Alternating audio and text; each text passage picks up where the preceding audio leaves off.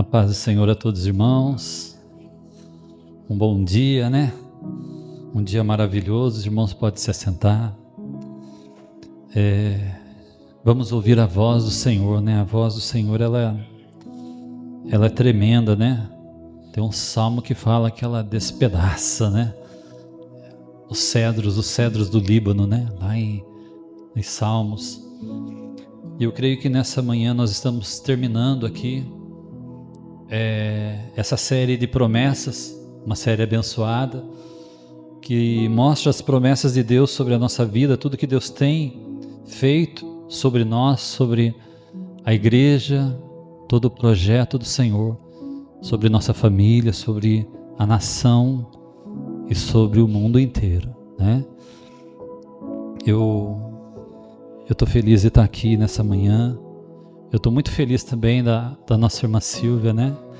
Veio aqui, nós estávamos orando pelo José Cláudio também, está aqui. É uma alegria vocês estarem conosco, viu? Paulo, esposa, né? Estou feliz mesmo, ó. O coração está batendo forte, né?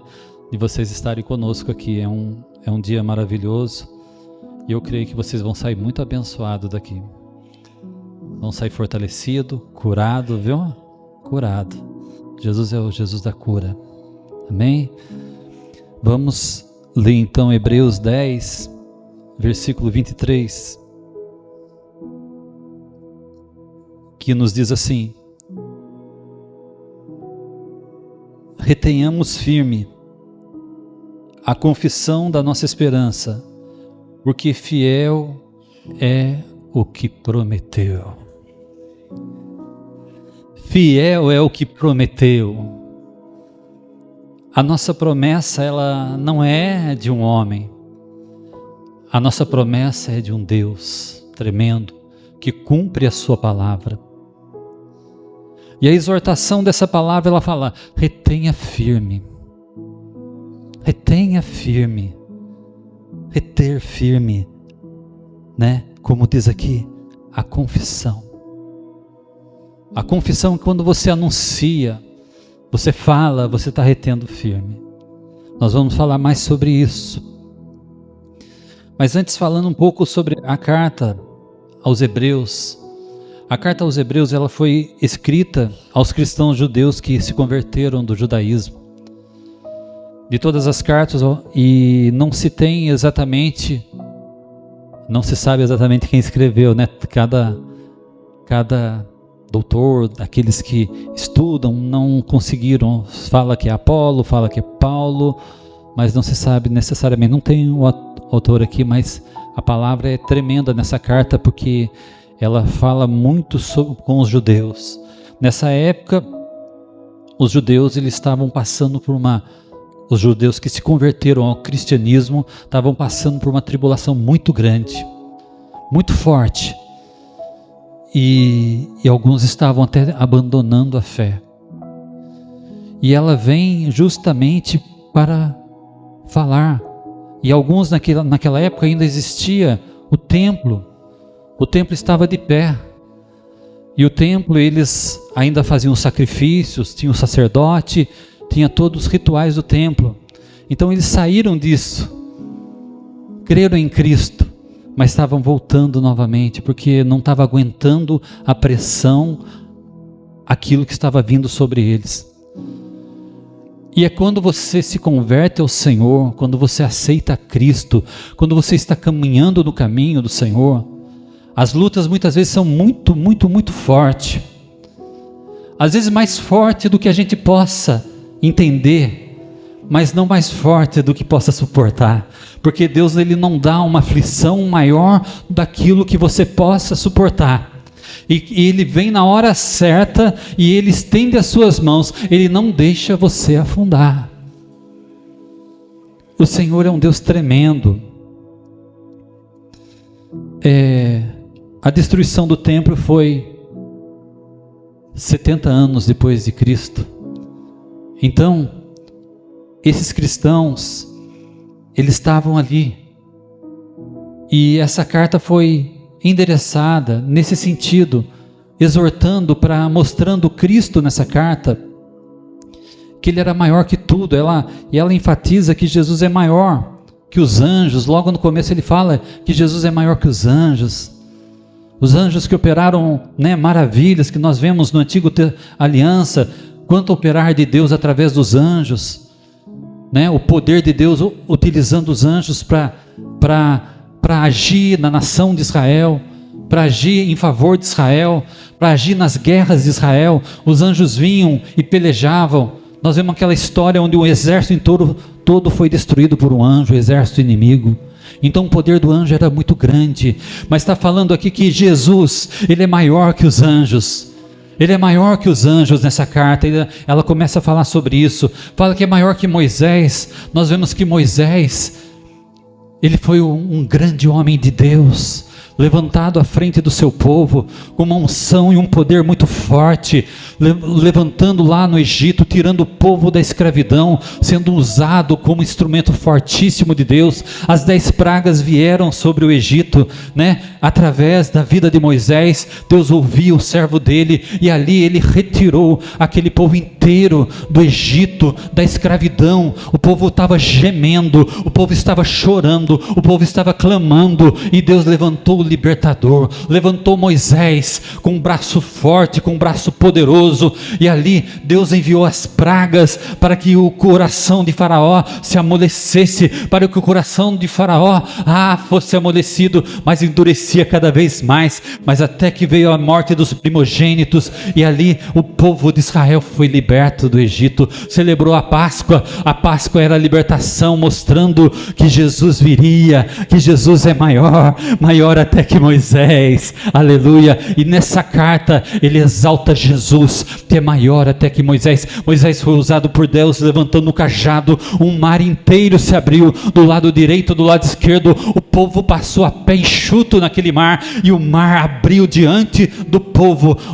Tamanha a unção sobre Moisés, tamanho o poder de Deus sobre a vida dele, e ali ele estava ali dirigindo um povo inteiro para a libertação, para a salvação, para conduzir a uma terra prometida, uma terra que mana leite e mel. Então ele estava ali. Mas essa carta exalta que Jesus é maior que Moisés. Jesus é maior que Moisés. E ainda essa carta ela fala, quando o povo saiu do Egito, ali levantou o sacerdócio, a casa de Arão começou a servir no sacerdócio, levantou o altar, levantou ali, né, o tabernáculo, onde existia o pátio, o santo e o santo dos santos, né? E nesse santo dos santos foi levantado o sacerdote, aquele que levava ao sacrifício, né? O sacrifício por ele e pelo povo. Uma vez por ano ele entrava no santo dos santos e oferecia em favor, primeiramente, na verdade ele entrava uma vez por ano, mas entrava 2 vezes, sabe por quê? A primeira vez é para oferecer por ele mesmo, e a segunda vez para oferecer pelo povo, porque todo sacerdócio é falho, e Jesus aqui está falando que ele é maior. Ele fala que é o maior sacerdote, ele fala o sacerdote da ordem de Melquisedeque, quando Abraão, Jesus, sacerdócio eterno da ordem de Melquisedeque, referindo-se a Jesus, porque Jesus, ele é muito maior que tudo. Ele não é humano, ele é Deus, ele se tornou homem como nós, mas ele é Deus que venceu todas as coisas, que venceu o pecado. Não tinha pecado nele, aleluia, não havia pecado em Jesus, mas ele venceu, ele levou o pecado sobre si, ele levou o nosso pecado, o meu pecado, o seu pecado, ele levou na cruz do Calvário, ele levou o nosso pecado para matar ali o velho homem, a velha natureza. Jesus é maior que tudo. O sacerdote, ele levava o pecado do povo, apresentava diante de Deus, mas o sacrifício era contínuo, todo ano tinha que fazer, e o pecado não saía do coração, não saía da alma, sempre pecando, sempre tendo que oferecer, mas Jesus se ofereceu como sacrifício vivo, santo e agradável. uma única vez. E a Bíblia nos diz assim que o véu do templo se rasgou.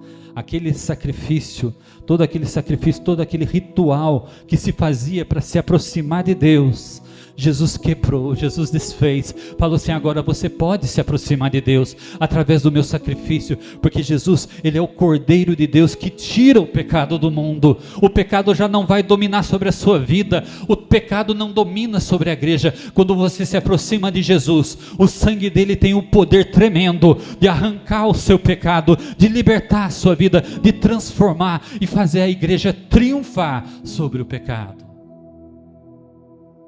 Jesus é maior que tudo isso. Aleluia, aleluia.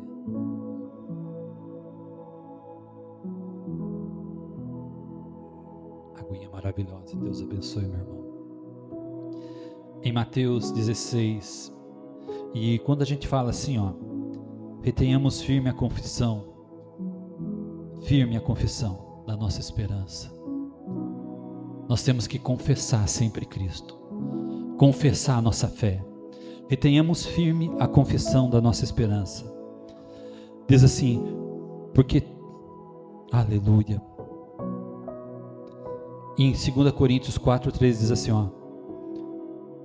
e temos portanto o mesmo espírito de fé, como está escrito, que criei, por isso falei, nós cremos também, por isto falamos.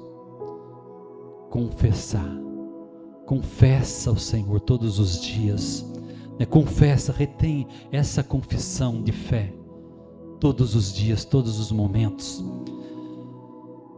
A palavra promessa significa que se dará alguma coisa, vai acontecer. A promessa não falha, a promessa de Deus não falha, a do homem falha sim, Viemos aqui num período de eleições.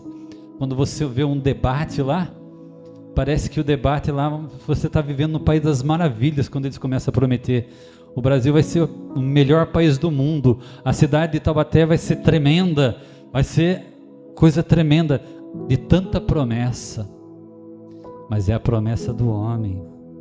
Você chega, passa 4 anos, está pior do que começou, Mas em nome de Jesus vai melhorar. Em nome de Jesus nós vamos orar por esses líderes que estão nessa nação, e eles vão dirigir bem essa nação. Nós temos orado por isso, para que Deus converta o coração deles, incline o coração deles a fazer aquilo que é a vontade do Senhor, Então, mas a promessa de Deus, ela permanece. E nós falamos aqui, eu lembro do pastor Gilmar pregando e falando sobre Abraão, a promessa a Abraão, E ele fala assim que ele prometeu a Abraão, eles receberam a promessa da nova terra, nova Canaã. Abraão, Isaac, Jacó, mas eles habitaram em tendas a vida inteira, mas receberam a promessa, mas ficaram firmes na promessa. Às vezes a promessa não é para nós, mas eles alcançaram a Canaã celestial. Então nós devemos caminhar como vendo o invisível, como a Bíblia nos diz, porque a promessa tem que ser firme, você tem que estar no seu coração, crendo todo o tempo. E a Bíblia nos diz que Abraão, ele foi fortalecido na fé, dando glória a Deus. Para você alcançar a promessa, é glorificando ao Senhor, é exaltando o nome do Senhor. A cada dia eu louvo o Senhor, a cada dia eu glorifico o Senhor. E quando eu estou fraco, eu glorifico o Senhor. Quando eu estou fraco, eu vou para a igreja, eu dobro o meu joelho, eu não consigo orar, vou orar da mesma forma, seja deitado, seja sentado, seja de que forma for. Se a luta for grande, glória a Deus por isso, porque essa luta vai passar. Então continue adorando e glorificando o Senhor. Quando você glorifica a Deus, a sua fé vai sendo acrescentada. Pode ser a luta que for, pode ser a situação que for, o Senhor vai dar vitória. O nosso Deus, Ele é um Deus de vitória, Ele é o Senhor Todo-Poderoso, Criador de todas as coisas. Então Ele quer a vitória do teu povo, Ele quer a bênção sobre cada um de nós. Nós vemos o testemunho do nosso irmão aqui, que forte. Deus, Ele continua o mesmo, Ele não mudou. Ele muda a nossa história, Ele muda a nossa vida. E quando nós clamamos a Ele, Ele ouve a nossa oração. Se nós estamos pedindo a Deus algo, lembre daquela palavra de Jesus: se um pai quer mal nessa terra, o filho chega: pai, dá um pão para mim. O pai não vai dar pedra. Não vai. Se você está pedindo a Deus algo, pela sua família, pela sua história, Deus está te ouvindo. Deus, Ele é fiel. Fiel para fazer infinitamente mais de tudo aquilo que pedimos ou pensamos. Vai surpreender você, vai ser infinitamente mais de tudo aquilo que a gente pede, tudo aquilo que a gente pensa. Deus é tremendo, Deus é maravilhoso. Então confesse esse Deus todos os dias, se aproxima de Deus, né? Se aproxima do Senhor. Nós vemos quando o povo de Israel saiu do Egito, a promessa era de uma terra, né? A Canaã celestial, a terra prometida. Mas muitos daquela geração, toda a geração morreu no deserto. Por quê? Murmuraram. Com Deus a gente adora, glorifica, não murmura. Adore em todo momento, na luta, na prova, seja o que for, adore. Só 2 entraram na Canaã celestial, daquela geração: Josué e Calebe. A Bíblia diz que neles havia um espírito diferente, aleluia, havia algo diferente na vida deles. Então algo diferente tem que haver na sua vida. Tem o Espírito Santo aqui nesse local, receba Ele na sua vida, deixa Ele agir no seu coração, deixa Ele encher a sua vida nessa manhã.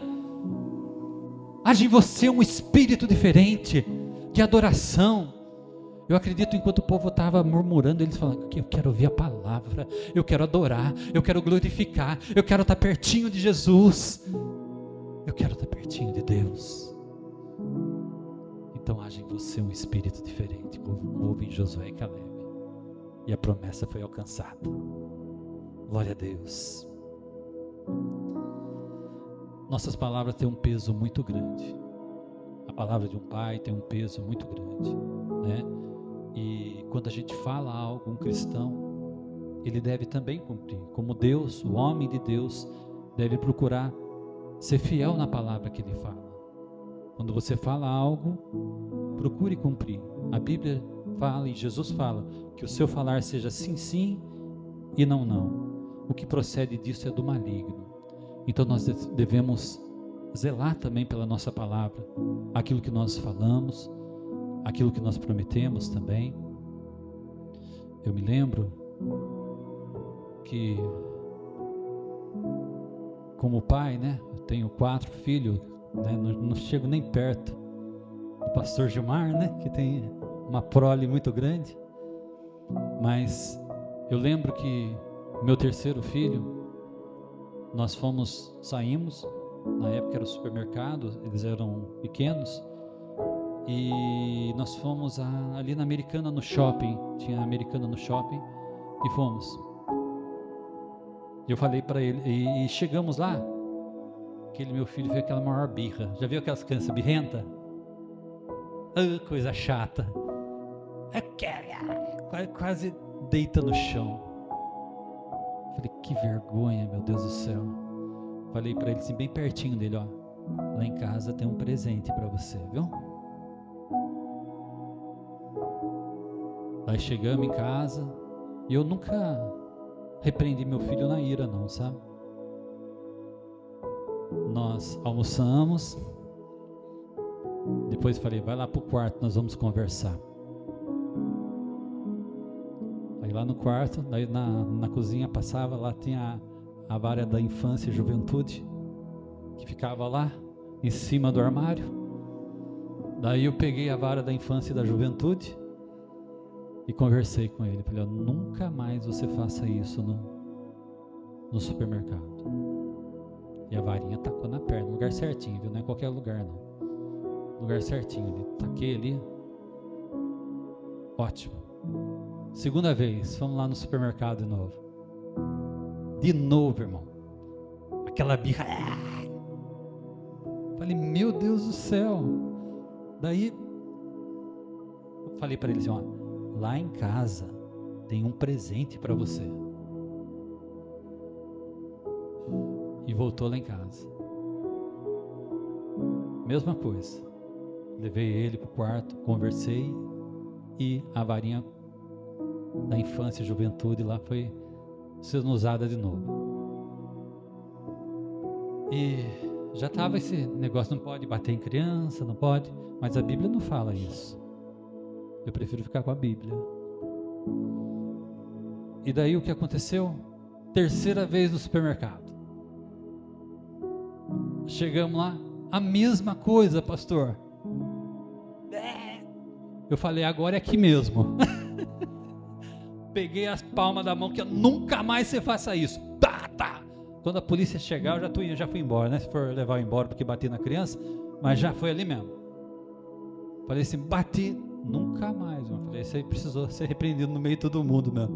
Não adianta a gente se ocultar, né? Isso aí precisou ter uma vara um pouco mais forte. Foi ali mesmo.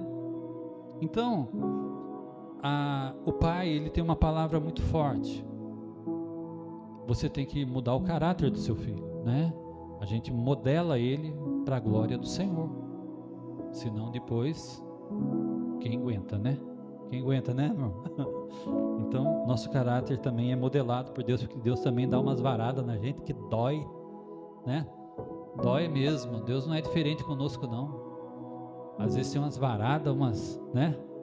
A gente glorifica o Senhor, mas é um pai, o pai que ama, ele corrige, não corrige? Corrige. Você vai deixar seu filho tá indo pro buraco, você vai deixar ele indo? De jeito nenhum, né? Você vai livrar ele do buraco. A carta aos Hebreus, no capítulo 5, ainda fala de 12 a 14, fala que os crentes estavam fracos na fé. E eles necessitavam de leite.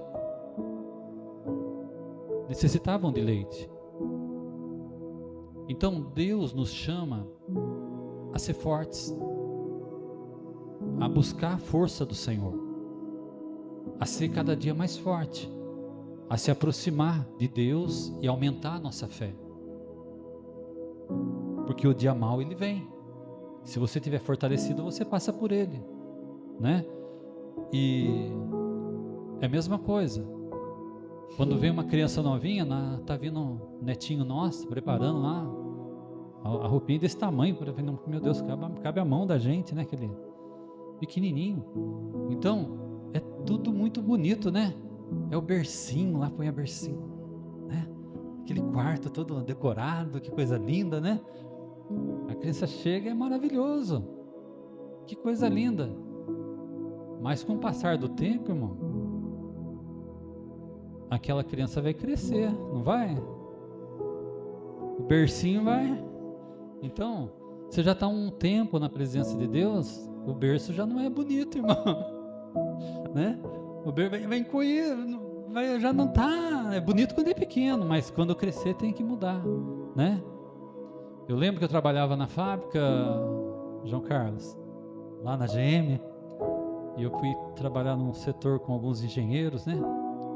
E tinha um engenheiro lá, que ele chamava, o pessoal chamava pelo apelido, Alicate. A perna dele era assim, ó.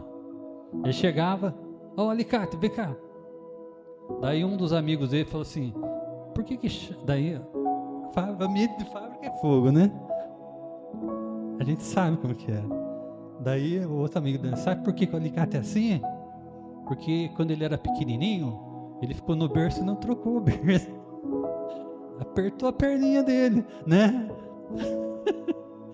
Então, mas não é bonito estar no berço quando é pequeno. É só um tempo, depois que você cresce, tem que passar a crescer na graça e no conhecimento do Senhor. A Bíblia ensina isso, né? E nós devemos agir dessa maneira.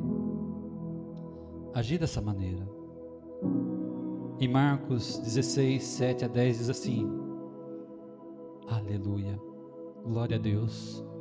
Hoje nós temos um tempo abençoado, aqui temos a Santa Ceia ainda, mas só falando isso aqui, Marcos 16, de 7 a 10, nos diz assim da multiplicação dos pães, e quando Jesus estava com seus discípulos no barco, né? E disse assim, ó, E eles discutindo entre si, dizendo: é porque não trouxemos pão. Percebendo a discussão, Jesus lhe perguntou: homens de pequena fé, por que vocês estão discutindo entre si sobre não ter pão?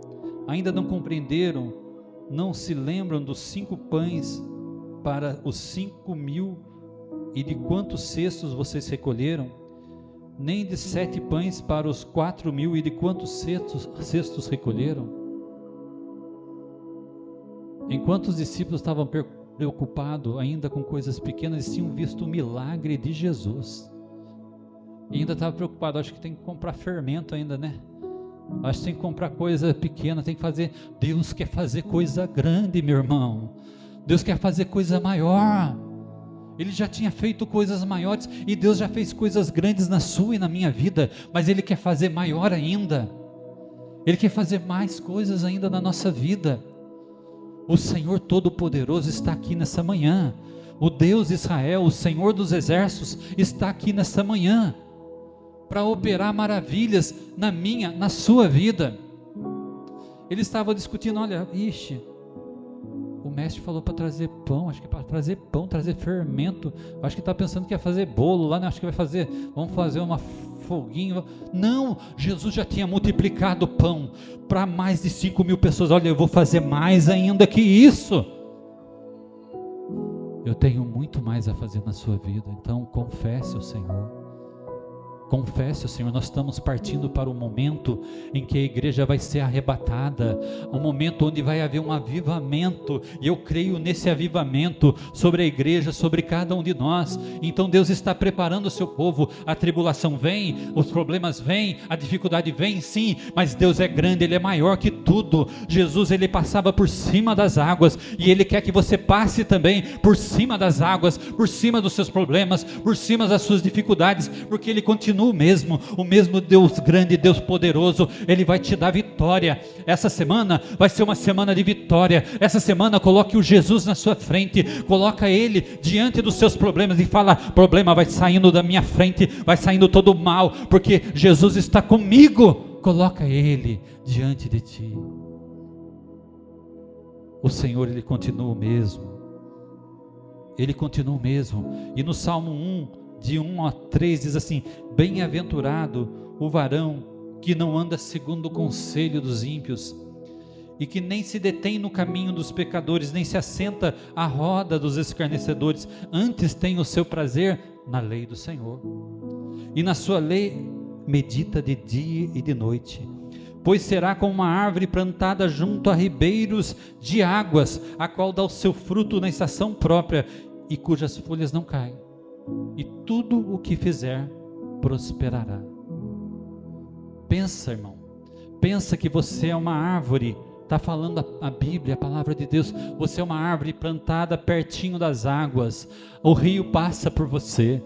Às vezes é seco, o sol está forte, os problemas estão difíceis, mas você está sendo regado. Tem água sobre você, tem água regando a sua vida, tem a água do Espírito te dando força. Os problemas, o sol está esquentando, as coisas estão se tornando difíceis, mas tem água na sua vida que está regando e vai fazer você florescer, e vai fazer você cada dia mais forte. Uma árvore plantada junto ao ribeiro das águas. Você é uma árvore plantada junto ao ribeiro das águas e vai florescer as promessas do Senhor. Não deixe de ficar nessas águas, não deixe de mergulhar nas águas do Espírito Santo, mas se aproxima de Deus. Como Josué e Caleb, neles havia um espírito diferente, havia neles um espírito diferente. Eles buscavam o Senhor, enquanto outros estavam se afastando. Ele fala: não, eu quero ficar mais pertinho de Jesus, eu quero ficar mais pertinho de Moisés, eu quero ficar mais pertinho daqueles que têm a graça de Deus. Eu quero conhecer o Senhor cada dia mais. Então não deixe, irmão. Glória a Deus, glória a Deus. As promessas se cumprem na nossa vida. Tudo o que Deus prometeu irá acontecer. E como o pastor Gilmar, eu guardei a maior promessa é que tem uma casa para mim e para você, que não é aqui. Jesus vai nos levar para o céu. eu vou buscar vocês. Essa é a maior promessa. Essa é a maior promessa. Retenhamos firme a nossa promessa, a nossa confissão. Retenhamos firme. Retenhamos firme. Retenhamos firme. A maior promessa. A maior promessa. Nós vamos para o céu. Abraão, Isaac e Jacó, eles não viram acontecer aqui, mas nós vamos nos encontrar no céu. Nós vamos nos encontrar no céu. Retenhamos firme a nossa fé. A maior promessa está com Jesus. Ele é maior que tudo. Ele é maior que tudo. E nós vamos estar com Ele para sempre. Eu não vejo o dia do arrebatamento. Irmãos, Deus me deu uma visão de arrebatamento, irmão. Eu estava no quarto, irmão, um dia que eu estava muito doente, eu estava ruim. Eu vomitava tudo que eu comia. Vomitava tudo que eu comia. Era o comecinho da minha fé. Era o comecinho da minha fé. E minha mãe estava viva ainda, uma serva de Deus. Ela deu um pouquinho de Coca-Cola, vai tomar um pouquinho para ver se melhora. Tomei, vomitei também. Ela falou: você quer ir no hospital? Eu falei: não, se eu piorar eu vou. E eu dormi naquela noite, glorificando a Deus. Eu dormi adorando, mesmo vomitando, adorando e glorificando. Falei: Senhor, o Senhor é maravilhoso, glória a Deus, glória a Deus. Eu dormi dando glória, irmão, dando glória. E naquela noite, eu adormecido, eu comecei a ouvir o som da trombeta, irmão. Ela tocava baixinho, depois ia aumentando. Eu ouvi o som da trombeta tocando. Eu vi o som de muitas águas, como uma cachoeira. Eu estava na minha cama. Eu senti os meus braços se levantarem. Um toque tão suave, tão maravilhoso. Meus braços se levantaram. Falei: Jesus está voltando. Jesus está voltando. Jesus vai me levar.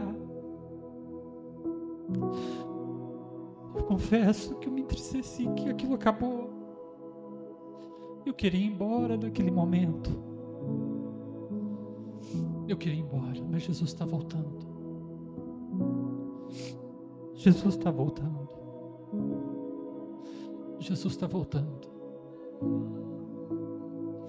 Abraça a sua fé. Fica firme nessa confissão de fé, da sua esperança, porque Jesus está voltando. Ele vai nos levar. Ele vai nos levar. Que estejamos todos preparados para esse dia. Amém.